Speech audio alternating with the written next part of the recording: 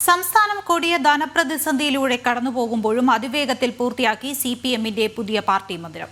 10 നിലകളുള്ള കെട്ടിടത്തിന്റെ നിർമ്മാണം പൂർത്തിയാക്കി ഉദ്ഘാടനത്തിനൊരുങ്ങുന്നു. സംസ്ഥാനത്ത് ക്ഷേമ പെൻഷൻ മുടങ്ങിയപ്പോഴും KSRTCക്ക് ശമ്പളം കൊടുക്കാൻ പണമില്ലാത്ത സാഹചര്യത്തിലും ഒരു ദിവസം പോലും പുതിയ AKG സെന്ററിന്റെ നിർമ്മാണ പ്രവർത്തനങ്ങൾ മുടങ്ങിയിട്ടില്ല.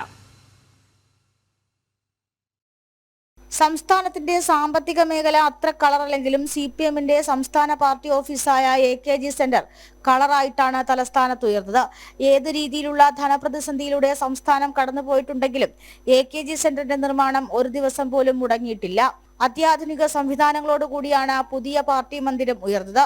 ഒരു പഞ്ചനക്ഷത്ര ഹോട്ടലിനെയോ ആഡംബര മന്ദിരത്തിനെയോ തോന്നിപ്പിക്കുന്ന വിധമാണ് AKG സെന്ററിന്റെ നിർമ്മാണം.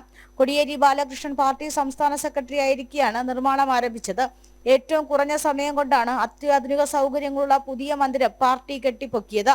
സംസ്ഥാനം അതിരൂക്ഷ ധനപ്രതിസന്ധിയിലൂടെ കടന്നുപോയി. 7 മാസത്തിലധികം സാമൂഹിക പെൻഷനുകൾ മുടങ്ങിക്കിടന്നു. ലൈഫ് മിഷൻ പദ്ധതിയിലെ ഉപഭോക്താക്കൾക്ക് യഥാസമയം തുക ലഭിച്ചിട്ടില്ല. KSRTCയിലെ ശമ്പളവും പെൻഷനും മുടങ്ങി. അവസാനം ആശാ വർക്കർമാർ കൂലിക്ക് വേണ്ടി സമരം ചെയ്യുന്ന ഘട്ടത്തിൽ വരെ എത്തി.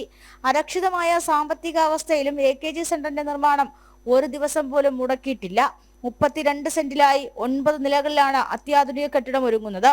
അവസാന മിനുക്ക് പണികൾ പുരോഗമിക്കുന്നു. കോൺഫറൻസ് ഹാള്, സന്ദർശക മുറി, യോഗങ്ങൾ ചേരുന്നതിനുള്ള പ്രത്യേക മുറികൾക്ക് പുറമെ നേതാക്കൾക്ക് സന്ദർശകരെ കാണാനുള്ള മുറികളുമുണ്ട്. കെട്ടിടം മാത്രമല്ല, ഗേറ്റ് ഉൾപ്പെടെ അത്യാധുനിക സംവിധാനങ്ങളോടെയാണ് നിർമ്മിക്കപ്പെട്ടിട്ടുള്ളത്. ജനം, തിരുവനന്തപുരം.